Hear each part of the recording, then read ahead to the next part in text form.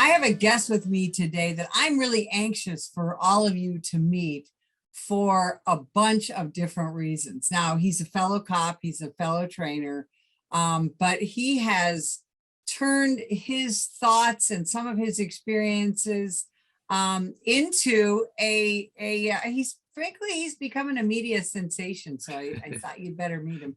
Ryan Tillman, welcome to the show. Thank you so much, Sergeant. I appreciate you for having me on. So tell folks just a little bit of your background and how you came to be the police. Yeah, absolutely. So a little bit about me. I'm from Southern California and went to high school at Rialto High School. And after that, I went and graduated from there, went to college at University of Nevada, Las Vegas. So I spent about 5 or 6 years of my life out in Vegas, which was one of the best times of my life, to say the least. And then I met my beautiful bride out there, and I moved back home once I met her after I graduated. And shortly after we got married, and she ended up becoming pregnant with our first child. So at the time I was working, I think at Abercrombie and Fitch, and I was doing insurance. And it was like the worst things ever. Like, I still think I'm gonna get cancer from all the perfume we sprayed or cologne we sprayed in the Abercrombie store, but that's neither here nor there. And so when my wife got pregnant, I had to start thinking about what other ways I can provide for my family, my new family, my growing family. And because insurance and Abercrombie wasn't going to cut it. So my dad's best friend was a captain for a police department. And he, for years, was like, "Hey, Ryan, you should become a police officer." And sadly, I was like, "Nope, I'm not doing that. I'm not working for the man."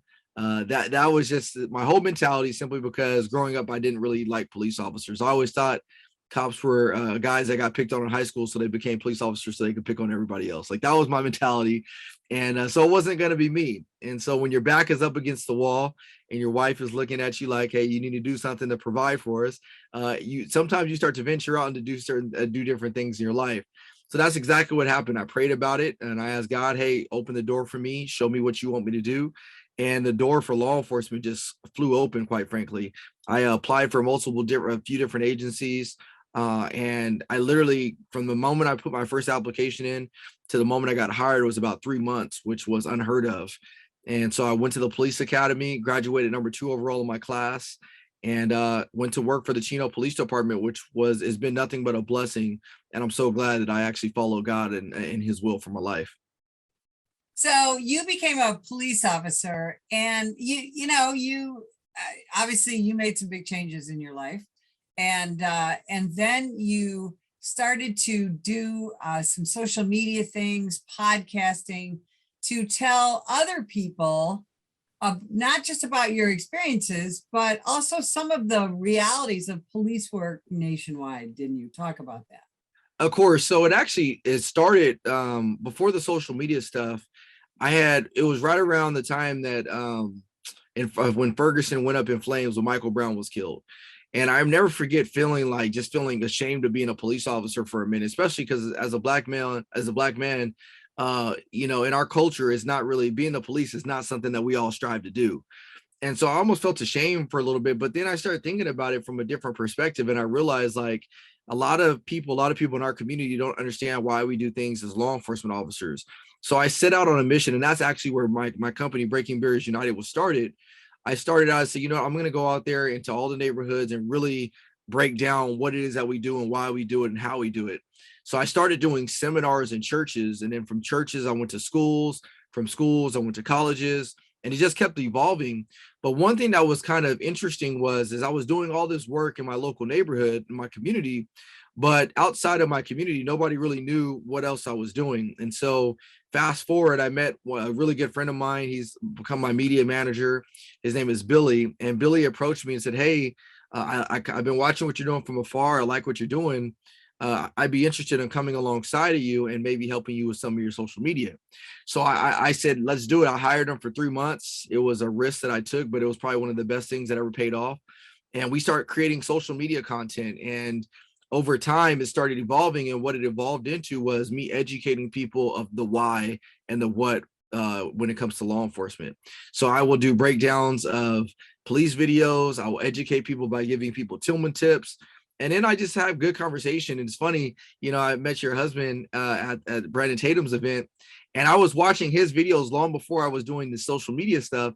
And I was telling him that his videos inspired me to kind of go out there and be a new age of education. And if you're listening to this and not familiar with what his videos were, he would make videos of breakdowns for police officers that we would watch in briefing settings. So anytime I would go 10-8, we would go to briefing, watch some of the videos, talk about how we can do things better as officers. And then I kind of had a light bulb moment. I was like, we should do the same thing, but do it for the community as well. So that way the community could understand why we did what we did. And so I've been doing that for almost 4 or 5 years now. And, the lid has just kind of been blown off. Well, and I got to tell you, Ryan, you are a gifted public speaker, whether in person or on camera. And I think that's one of the reasons that you're so successful in what you do. And another reason why people are drawn to you, because very similar to my husband, you don't lecture, and you don't always say, oh, the police are right, this officer did all the right things, because that's not true, right? Cops are people too. Sometimes we screw up.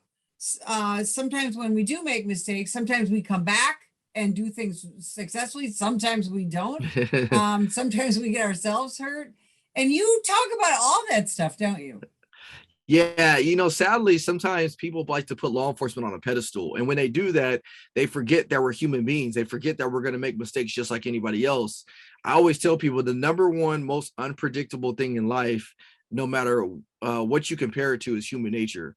Human nature is the most unpredictable thing in life. And so just because we have a badge and a gun on doesn't necessarily mean we're going to be perfect. And so what's happened is mainstream media is almost made it seem like a majority of law enforcement is bad and the whole system is just corrupt, when the reality is that a majority of law enforcement is good and a majority of officers are doing the right thing. But we do have some of those people that have made bad decisions or, not done the right things from a moral standpoint or ethical standpoint. So I realized early on, I said, in order for me to gain credibility amongst the community, especially the minority community, when it comes to law enforcement, I have to be willing to go out on a limb and call it bad when we do it. And it's tough because I'm a current police officer. And one of the things we always say in law enforcement is we shouldn't be Monday morning quarterbacking. And I agree with that to an extent, but at the same time, we also have to be able to acknowledge our wrongs. So that way, when we do get it right and it looks like it's wrong, people are be more apt to hearing what you have to say because they know that you're going to tell it one way or the other. And that's such a great point. Absolutely. Now, Ryan, we're living in an era now where a lot of politicians and people in the media and activists are telling people, especially young people, that the number one danger to the Black community is American law enforcement. What do you have to say about that? And how can we get past that? So one, that's completely false. I mean, there's so many other things that are killing us right now. The number 3 leading cause of death right now is medical malpractice. And without me going into it, medical malpractice is killing Black people more than anything right now. Traffic collisions are. Again, I talk about, the statistics of actually what your odds of actually being killed by police officers are super small, very, very small. And here's the crazy thing about that is that when it comes to law enforcement and your interaction with them, for the most part, you kind of dictate the actions of the officer.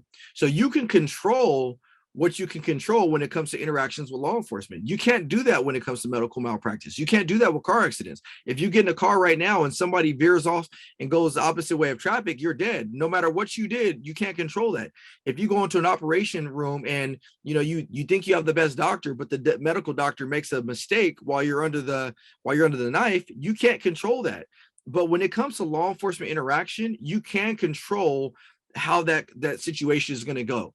You can cooperate with the officers, do what they tell you to do, put your hands in the air, don't make any sudden movements, be respectful, be kind. You can dictate the response that you're going to get from that officer, but we don't want to take accountability. And that's what we have to get down to. And so to answer the second part of that question is, where do we go from here? How do we improve this? As officers, we have to take it upon us to go out there and educate people about our profession. Sadly, people are afraid of the unknown. And so when you don't know why we do what we do and how we do what we do, you're just going to be you're going to be so influenced by going by what you see in the media or what your friends or family say, that you go along with whatever they throw at you, even if it's false. And so we have to be better educating people, but at the same time, as community members, because I'm still a community member, we still got to be able to hold each other accountable. Did you lose friends or family members when you became a cop? You know what? Yes, but I've since regained those people. And I think when people initially, when I started doing it, people thought I was doing it for the wrong reasons. And it wasn't even just people outside of law enforcement. I actually had people within law enforcement that didn't like what I was doing. They thought I was doing it to get promoted. They thought I was doing it to kiss up to my supervisor, the typical nonsense that we deal with, like high school. And then I had people on the outside that didn't like what I was doing because they thought I was doing it for the wrong reasons. They thought I was doing it as a promo for law enforcement. But I think I've been doing it for so long that people really see my heart, and they've seen me call it good and bad. And so over time, those people that were swayed to not like me initially have since rekindled that relationship with me because they realize my heart and they understand my message and my mission behind what I'm trying to accomplish. Now, you got involved in a book by Brandon Tatum. He is, for people who don't know him, go to theofficertatum.com. Brandon wrote a book called Beaten Black and Blue about being a black cop in America. But then he goes beyond that, and he doesn't just tell his own story. He lets other people in his life, and you are one of them, tell their stories about being an American law enforcement officer. Talk about that project. Yeah, so it was good. Brandon Tatum is a phenomenal guy, and it's so funny. Having gotten to know Brandon Tatum on a personal level, he and I are so similar to each other in so many different ways, like from playing college football with one another to having a bad outlook about law enforcement. So we're very similar. And so when he reached out to me about participating in his book, I thought it was a phenomenal opportunity because any chance I get to be a voice to what's going on in our current society, I don't want to miss that opportunity if I have the ability to educate somebody on what's going on. And so when it comes to the book, one of my things, my missions is to really just shed light to everybody on what it's like to be a black police officer, because whether people realize it or not, whether they want to acknowledge it or not, it is different because, and it's not just being a black police officer. As a female, you face certain, things as a woman in law, in a predominantly male profession that some people may not understand. And so when it came to his book, I wanted to be able to voice like, hey, you know what? I love being a law enforcement officer, but there's different outlooks and different perspectives that we got to view things through, because when you do it that way, it will now allow you to have a level of empathy for everybody, not just police officers, but the community that you serve. And I think once you start to develop a level of empathy, then you'll start to develop that level of respect for people. And once you develop respect for people, then those people will come to love you. And so that's one of the things I've always done is I try to lead with empathy, try to earn respect. So that way I can receive love and give love. What would you say to a young person who is thinking, boy, I always thought law enforcement might be kind of a cool job, but in this, in the last 18 months of absolute vilification of American law enforcement, it's not looking like the fun job that it used to be. What would you say to them? I probably take some criticism for what I'm about to say, but I'm gonna say it anyway because I've always said it. Is that I think right now is one of the best times to be a police officer, and obviously from the outside looking in, it's very difficult to be a police officer, and in that sense, it is one of the worst times to be a police officer because we're being attacked and criticized more than ever. But the reason I always say it's the best is because we have the opportunity to go out there and really change the profession for what it was meant to do in the first place. We have to acknowledge the past. We have to acknowledge that, law enforcement hasn't always been all great and dandy as we once perceived it to be. When you go back to the civil rights movement and you see, police officers that were a part of the KKK or standing up at rallies, or you fast forward and you see, the corruption in the Rampart scandal. There is a lot of things, a lot of dirt that we've done in our profession.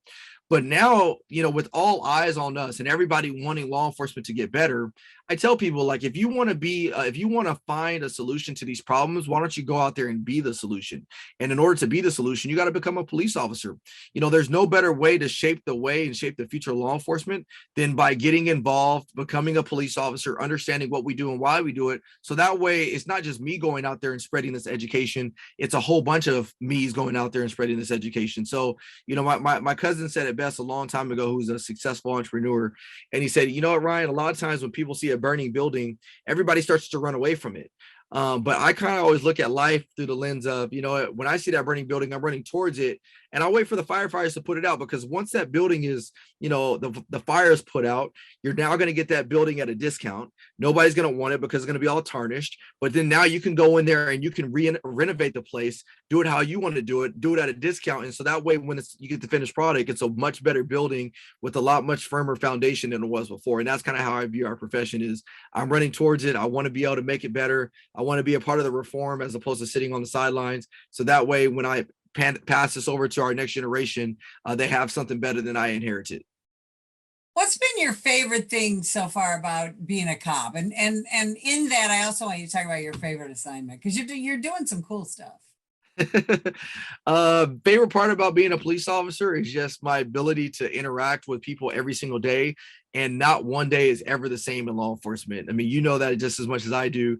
Is every single day you go to work, you just never know what you're going to get. And so, as opposed to working a monotonous desk job, and no knock to people that work a desk job, in law enforcement, every day you're going to get something different. And then, as far as my favorite assignment, you'll probably be surprised, maybe you won't, but one of my favorite assignments was being a school resource officer. I mean, that was, you know, I didn't go into that job or that assignment knowing how fun it was going to be. And the reason it was so fun is because I got to see a lasting impact that I made on every single one of those students. So, you know, those students were, I treated them like they were my own kids. I actually had a video that I did where when I got promoted, that I did a dancing video and it went viral. That was seen all over the place. And so those are some of the most memorable moments that I'll take to my grave with me. Now, on that, part of the defund the police movement, or the vilification of American law enforcement, is we're seeing police officers taken out of school resource officer programs, because again, there's that talk that police officers are somehow dangerous to our youth.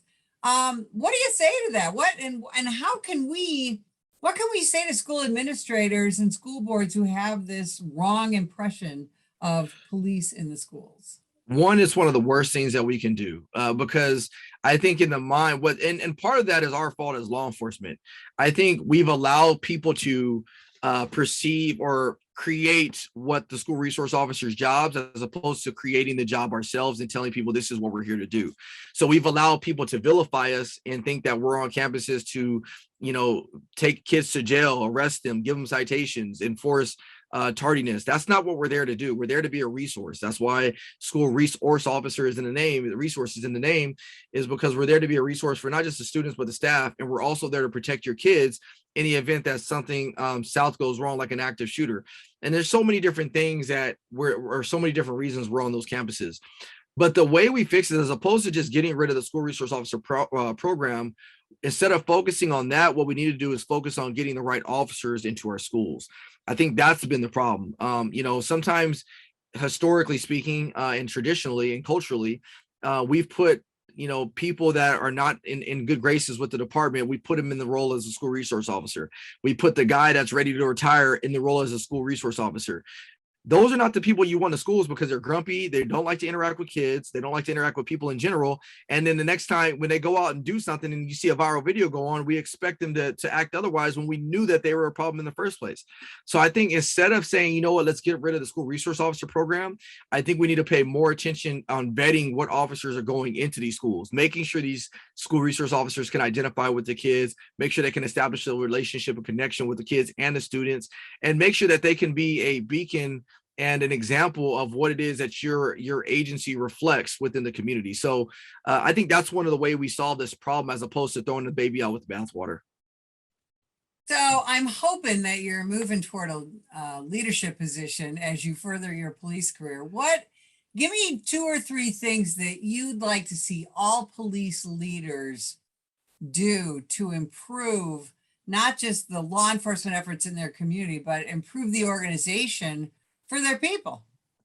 So first and foremost, stand up for your people and don't bend because of social pressure. That's got to be number one. What we've seen, sadly, is we see a lot of leaders cave to social pressure because their jobs are on the line. And don't get me wrong, as a leader, you know, when you have that that 20,000 foot approach or view of what's going on is hard because you have a family, you have people to take care of. But at the same time, we got into this profession to do the right thing for the right reasons. And we shouldn't let that detour. We shouldn't get off our track now just because you're in a leadership role. So I think first and foremost, stand up for your people. If they've done the right things for the right reasons, make sure you defend them. Even if it doesn't look pretty, make sure you defend them. The second thing is focus on employee wellness. The number one leading cause of death right now is suicide for law enforcement officers. That's the number one leading cause of death. And so that's a problem. And so we have to be able to go and figure out what's contributing to the suicides that our officers are doing. And so we got to focus on employee wellness. And then the third thing I would say is just allow your employees to have fun. Right now, there's a lot of people that are scrutinizing law enforcement. I get it. From a liability standpoint, we got to make sure we dot our I's and cross our T's, but don't take the fun out of the job. This is a very, very fun job. And so I think you can allow your employees to have fun, but just make sure you develop whatever constraints you need, but allow them to have fun, allow them to come to work and not to be afraid to show up and get in trouble. So Ryan, where can people learn more about you? Where can they find Breaking Barriers United and just see your efforts everywhere? So you can follow me on Instagram under Breaking Barriers United. It's very simple. You can follow me on TikTok and Breaking Barriers United. I am on YouTube on Breaking Barriers United, and we will be actually starting a new segment called Takes with Tillman on YouTube. And so that's going to be pretty cool. What we're going to be doing is I'm going to pull a lot of these people from my comment sections that are battling back and forth, and we're going to do breakdown videos together live on YouTube. So that will be a new segment coming up. And then you can also go to my website, breakingbarriersunited.com, if you want to have me out to speak at your organization or something like that. Ryan, I'm so excited to have people meet you and learn more about you. And I thank you for spending time with us this morning. And if you would like more information about the National Police Association, visit us at nationalpolice.org.